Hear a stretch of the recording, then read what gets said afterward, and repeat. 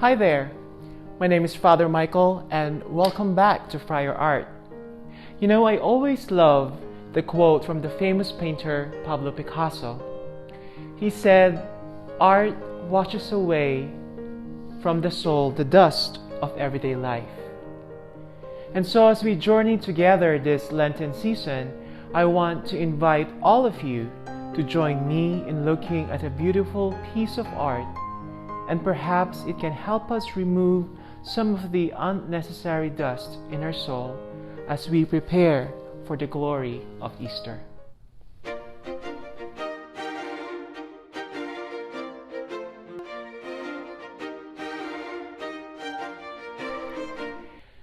The power of Katsushika Hokusai's wave influenced not only other ukiyo-e artists of his time, but it also reached to the Western world, influencing artists like Monet, Degas, and Cassatt.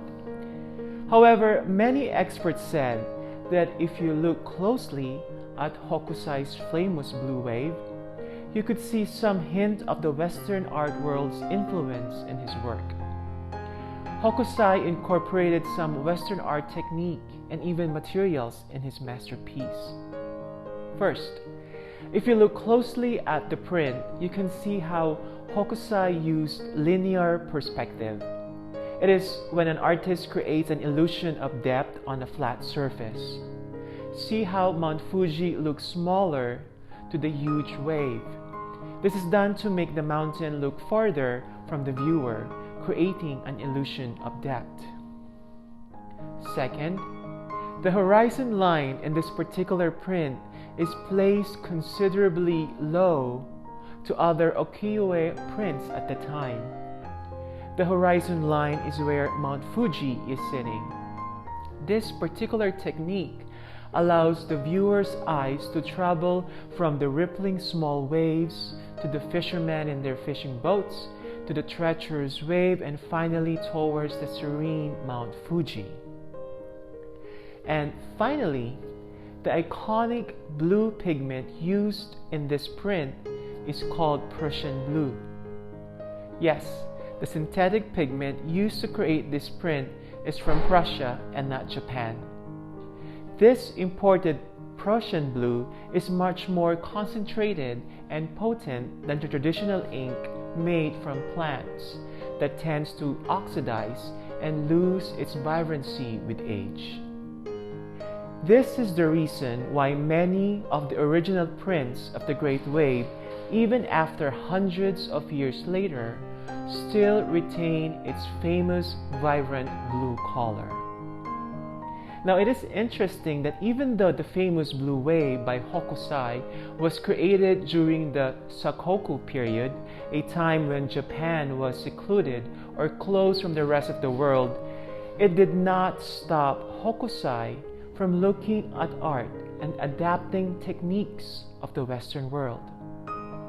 Many says that this influence was from European etchings smuggled by Dutch traders in Japan. Now, can you imagine what would have happened if Hokusai did not incorporate some of the new art techniques or materials that he acquired to create the famous wave? What would have happened if he decided to stay enclosed or to stay within the boundaries of what is known to him? I think he would have missed that moment of breaking through the ordinary. He would have missed that chance of creating something extraordinary that would eventually influence a lot of good and beauty in this world. I know that sometimes it is not easy for many of us to take a chance into doing something beyond our self-defined capacity. Perhaps we like our normal and tested routines. Maybe we were taught to strictly color inside the lines. Perhaps we are still praying, fasting, and giving alms the same way we were taught when we were young children. Reciting formulaic prayers, but it doesn't really touch our heart. My friends, maybe this season of Lent, we should be inspired by Hokusai's courage to see beyond what is common and expected. To pray not just by reciting words, but by doing good deeds for others. To fast not just from material things, but also from perhaps unnecessary habits or relationships that hinder us from becoming a better person. To give not just monetary offerings, but also our time and talents. Maybe this Lent, it is time for all of us to create a new masterpiece, influenced by our good and loving God.